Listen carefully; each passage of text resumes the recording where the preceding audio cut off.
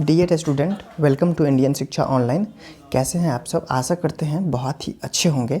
और आज जो है हम मैथमेटिक्स के सीरीज में देखने जा रहे हैं, स्टडी करने जा रहे हैं मेंसुरेशन। तो ये मेंसुरेशन जो है हम यहाँ पर कुछ फार्मूला को देखेंगे। ये फार्मूला क्लास 6 से लेकर के क्लास 12 के स्टूडेंट को यूजफुल हो सकता है। जहाँ तक कि रेलवे, एसएससी या जितने भी जनरल कंपटीशन की तैयारी होती है उसमें भी ये फार्मूला काफ़ी ज़्यादा इम्पोर्टेंट होता है। तो ये फार्मूला मेंसुरेशन जो है दो पार्ट में बटा हुआ है, 2D and 3D figure. 2D का मतलब होता है प्लेन फिगर और 3D का मतलब होता है कि सॉलिड फिगर।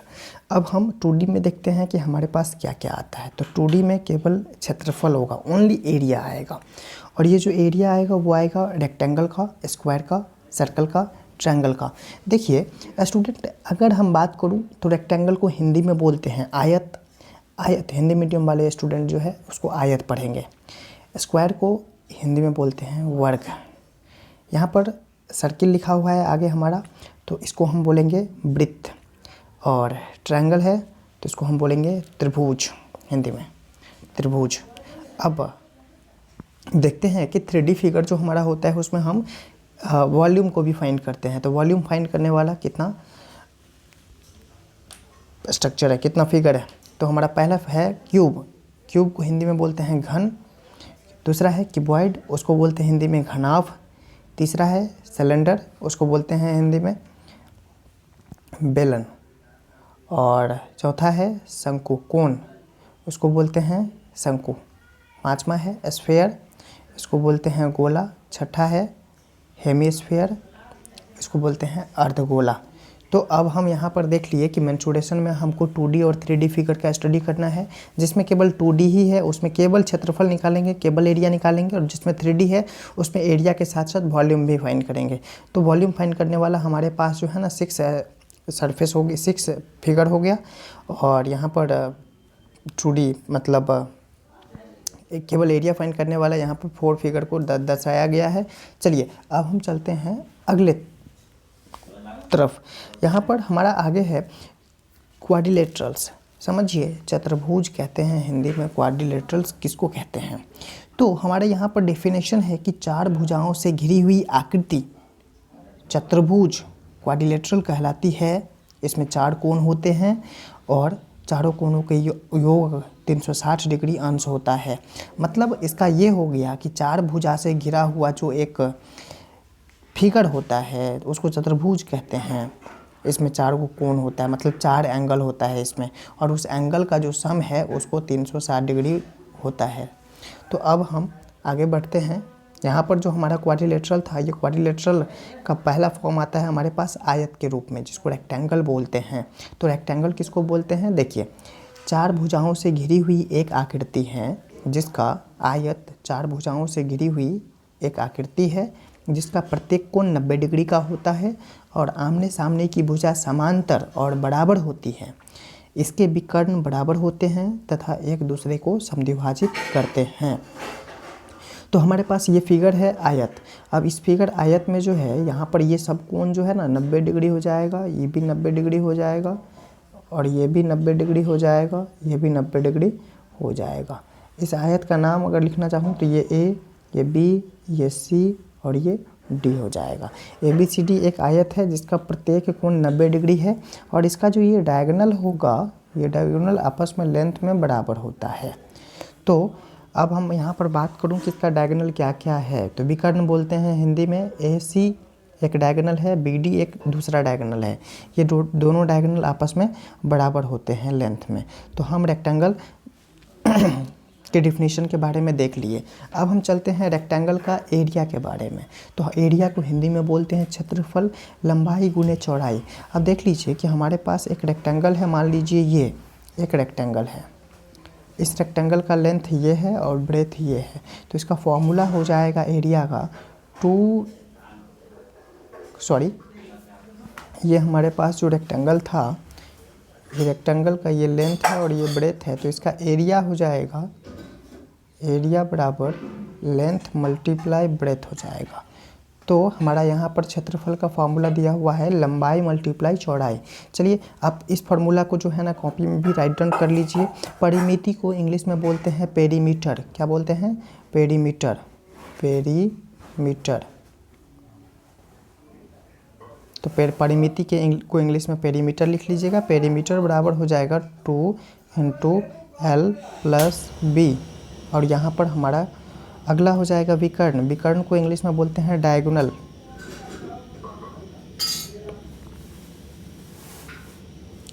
डायगोनल, विकर्ण को बोलते हैं डायगोनल। इसका फॉर्मूला हो जाएगा √L²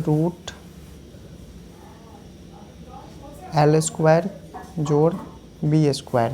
चलिए अब इसको हम नोट डाउन कर लेते हैं। हमारा पर यहाँ 3 फार्मूला, क्षेत्रफल बराबर किसका क्षेत्रफल? आयत का क्षेत्रफल, लंबाई गुने चौड़ाई।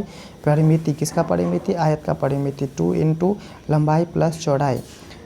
विकर्ण बराबर √L² + B², लंबाई का स्क्वायर प्लस चौड़ाई का स्क्वायर। अब हम चलते हैं स्क्वायर के तरफ। ये जो स्क्वायर है हमारा, इसको इंग्लिश में हिंदी में बोलते हैं वर्ग।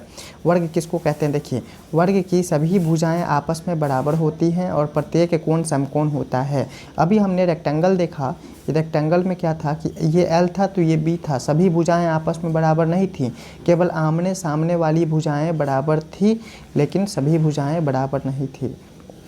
इसमें क्या है कि वर्ग की सभी भुजाएं आपस में बराबर होती हैं। मान लेते हैं कि ये एक वर्ग है, तो इसका ये भुजा जितना है उतना ही ये भी भुजा, उतना ही ये भी भुजा, उतना ही ये भी भुजा, चारों भुजा आपस में बराबर।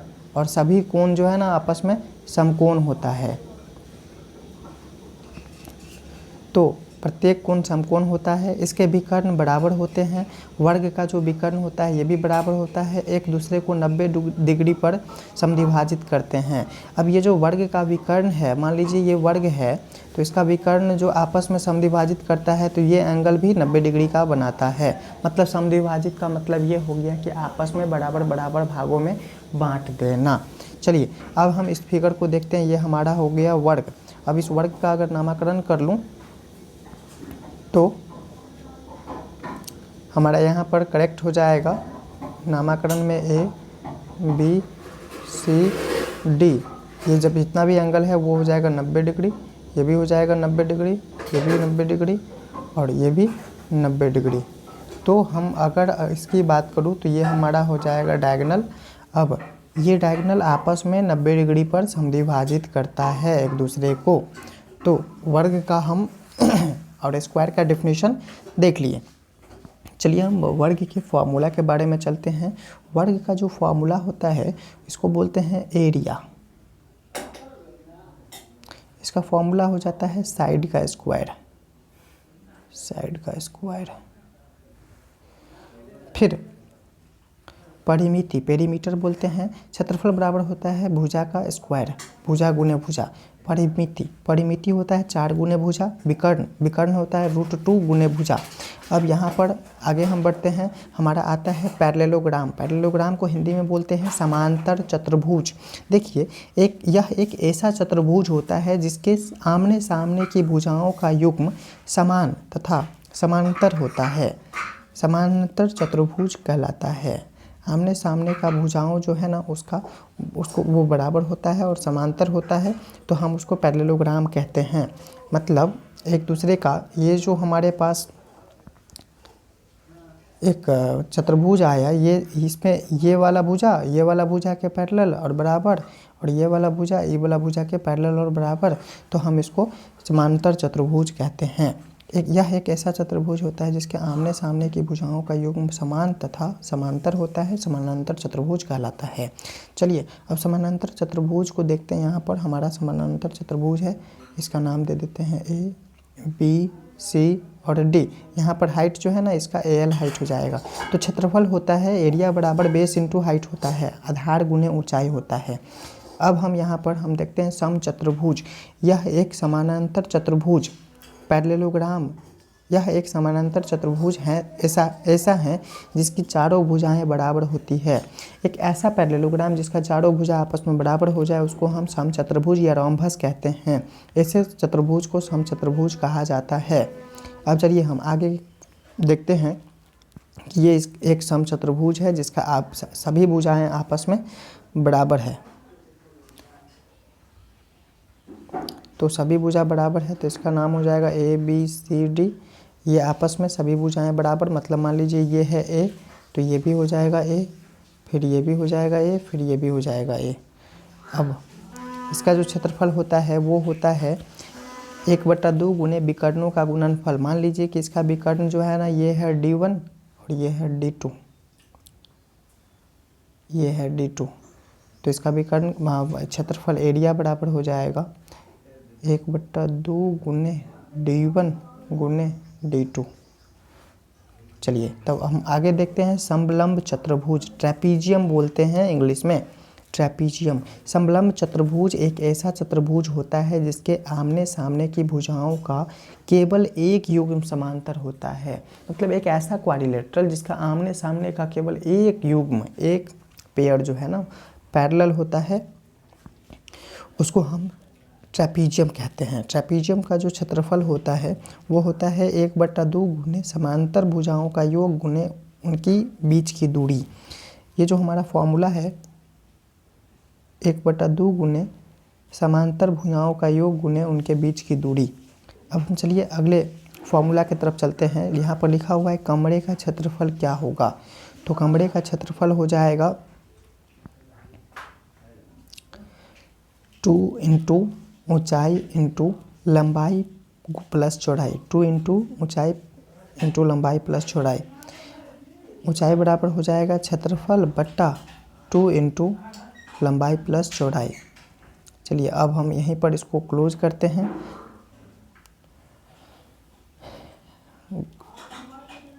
सभी फार्मूला को जो है आप राइट डाउन कर लीजिए और उसके बाद आप इसको मेमोराइज करिए। आगे के एपिसोड में हम मिलेंगे मैथमेटिक्स के क्वेश्चंस को लेकर के, फिर वहाँ पर हम क्वेश्चंस को भी डिस्कस करेंगे। अभी हम तत्काल में फॉर्मूला ही डिस्कस किए हैं। तो गॉड ब्लेस यू, बहुत अच्छा आपने पूरा का पूरा वीडियो देखा। अगर आपको बहुत अच्छा लगा तो फिर आप लाइक कर लीजिए, चैनल को सब्सक्राइब कर लीजिए और शेयर भी कर दीजिए। तो god bless you, thank you, bye bye, take care.